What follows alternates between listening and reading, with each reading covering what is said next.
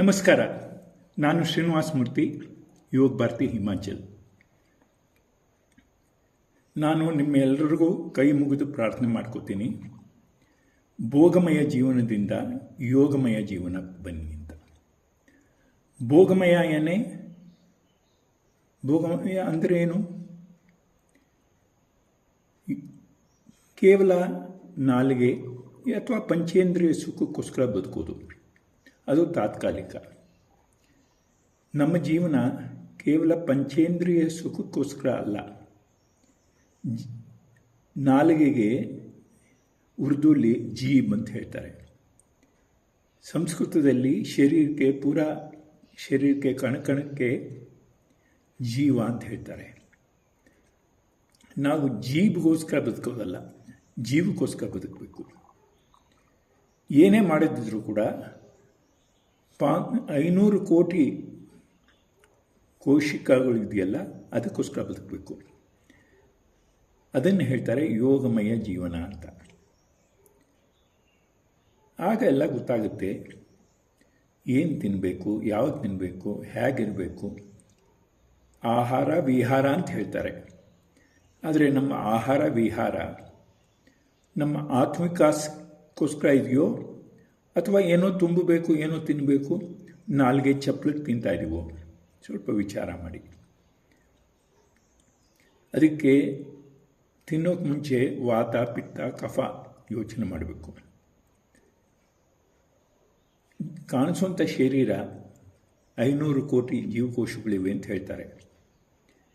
ಪ್ರತಿಯೊಂದು ಜೀವಕೋಶಕ್ಕೆ ಶಕ್ತಿ ಕೊಡುವಂಥದ್ದನ್ನೇ ವಿಚಾರ ಮಾಡಬೇಕು. ಶಕ್ತಿ ಕಡಿಮೆ ಮಾಡೋದನ್ನು ಬಿಡಬೇಕು. ಅದಕ್ಕೋಸ್ಕರ ಆಹಾರ ತಗೊಳ್ಬೇಕಾದ್ರೆ, ವಿಚಾರ ಮಾಡಬೇಕಾದ್ರೆ, ಮಂತ್ರೋಚ್ಚಾರಣೆ ಮಾಡಬೇಕಾದ್ರೆ, ಸ್ನೇಹ ಮಾಡಬೇಕಾದ್ರೆ ಇದೇ ಜೀವನ ಇರಬೇಕು. ಅದಕ್ಕೆ ಆಹಾರದಿಂದ ವಾತ, ಪಿತ್ತ, ಕಫ, ಆಹಾರದಿಂದಲೇ ಶಕ್ತಿ, ಆಹಾರದಿಂದಲೇ ನಮ್ಮ ರೋಗ, ಅಥವಾ ಆಹಾರದಿಂದಲೇ ಯೋಗ, ಆಹಾರದಿಂದಲೇ ರೋಗ. ಅರಿತು ಊಟ ಮಾಡಿದಾಗ ಅದು ಶಕ್ತಿ ಕೊಡುತ್ತೆ. ಚಪ್ಪಲಕ್ಕೆ ತಿಂದಾಗ ಅದೇ ಹಾನಿ ಕೊಡುತ್ತೆ. ಅದಕ್ಕೆ ತಿನ್ನೋಕೆ ಮುಂಚೆ ಋತುಚರ್ಯ, ದಿನಚರ್ಯ ಎಲ್ಲವೂ ನೋಡಬೇಕು. ಅದನ್ನು ಗಮನ ಕೊಟ್ಟೇ ತಿನ್ನಬೇಕು. ವಾತ, ಪಿತ್ತ, ಕಫ ಇದನ್ನು ಯೋಚನೆ ಮಾಡಬೇಕು. ಅದಕ್ಕೆ ಒಪ್ಪ ತುಂಡವ ಯೋಗಿ, 2 ತುಂಡವ ಭೋಗಿ, 3 ತುಂಡವ ರೋಗಿ, 4 ತುಂಡವನ್ನು ಎತ್ಕೊಂಡು ಹೋಗಿ ಅಂತ ಹೇಳಿದ್ದಾರೆ. ಅದಕ್ಕೋಸ್ಕರ ನಮ್ಮ ಜೀವನದಲ್ಲಿ ನಾವು ಹೇಗೆ ಬದುಕಬೇಕು ಯೋಚನೆ ಮಾಡಬೇಕು.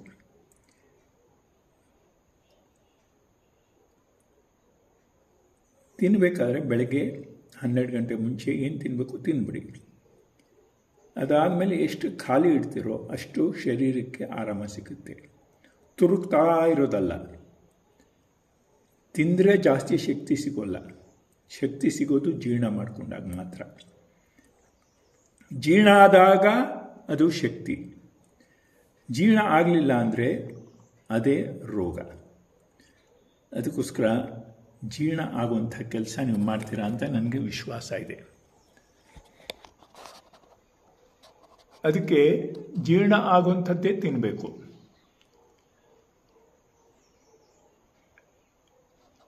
ಸುಲಭವಾಗಿ ಜೀರ್ಣ ಆಗಬೇಕು. ಮೊದಲಿನ ಆಹಾರ ಪೂರ್ಣ ಜೀರ್ಣ ಆಗದಿರ ಇನ್ನೊಂದು ಸತಿ ತುರುಕಬಾರದು. ಕನಿಷ್ಠ 5 ಗಂಟೆ ಗ್ಯಾಪ್ ಬೇಕು. ಎಷ್ಟು ಉಪವಾಸ ಇರ್ತೀರೋ ಅಷ್ಟು ವಿರೋಧಿ ಕಣಗಳು ಸಾಯುತ್ತೆ. ನನಗೆ ವಿಶ್ವಾಸ ಇದೆ ಈ ಮಾತನ್ನು ನೀವು ಗಮನಿಸ್ತೀರಾ ಅಂತ. 2 ಥರ ವೈರಸ್ ಇರುತ್ತೆ, positive virus, negative virus. Positive ವೈರಸ್ಗೆ ಬೆಲೆ ಕೊಡುವಂಥದ್ದನ್ನೇ ತಿನ್ನಬೇಕು. ನೆಗೆಟಿವ್ ವೈರಸ್ಸಿನಿಂದ ದೂರ ಇರಬೇಕು. ಅದಕ್ಕೆ ಸ್ವಲ್ಪ ಚಿಂತನೆ ಮಾಡಿ. ಬಲಮೂಗು ಉಸಿರಾಟ ಚೆನ್ನಾಗಿದ್ದಾಗಲೇ ತಿನ್ನಬೇಕು. ಬಲಮೂಗಿಗೆ ಉಸಿರಾಟ ಕಡಿಮೆ ಇದೆ, ಎಡಮೂಗು ಜಾಸ್ತಿ ನಡೀತಿದೆ ಎಂದಾಗ ಜೀರ್ಣಾಂಗ ತಯಾರಿಲ್ಲ ಅಂತ. ಹಾಗೆ ತುರುಕಿದಾಗ ಅದೇ ಗ್ಯಾಸು, ಆಸಿಡ್ಡು ಎಲ್ಲ ಆಗೋದು. ಆಹಾರದಲ್ಲಿ 2 ವಿಧ ಇದೆ. ಒಂದು ಆಲ್ಕಲಿಕ್ ಅಂತ ಹೇಳ್ತಾರೆ, ಇನ್ನೊಂದು ಅಸಿಡಿಕ್ ಅಂತ ಹೇಳ್ತಾರೆ. ಸಕ್ಕರೆ ಆ್ಯಸಿಡ್ ತಯಾರು ಮಾಡುತ್ತೆ, ಬೆಲ್ಲನೂ ಆ್ಯಸಿಡ್ ತಯಾರು ಮಾಡುತ್ತೆ. ಅದಕ್ಕೆ ಬೇಸಿಗೆಯಲ್ಲಿ ಬೆಲ್ಲ ತಿನ್ನಬಾರ್ದು ಅಂತ ಹೇಳ್ತಾರೆ. ಆದರೆ ಚಪಲ ಬೆಲ್ಲ ತಿನ್ನೋರಿಗೆ ಗೊತ್ತು ಅದರ ಸುಖ, ರೋಗನೂ ಅನುಭವಿಸ್ಬೇಕಾಗುತ್ತೆ. ಬೇಸಿಗೆಯಲ್ಲಿ 2-3 ತಿಂಗಳು ತಿನ್ನಬೇಡಿ, ಬಾಕಿ ಚೆನ್ನಾಗಿ ತಿನ್ನಿ. ಹಾಗೆ ತರಕಾರಿ ಯಾವುದು ಬೆಳ್ಳಗಿದೆಯೋ ಅದು ಕ್ಯಾಲ್ಶಿಯಂ ಕೊಡುತ್ತೆ. ಯಾವ ತರಕಾರಿ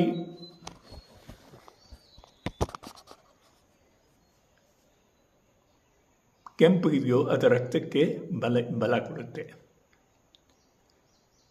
ಅದಕ್ಕೋಸ್ಕರ ಅದನ್ನು ಅರ್ಥ ತಗೋಬೇಕು.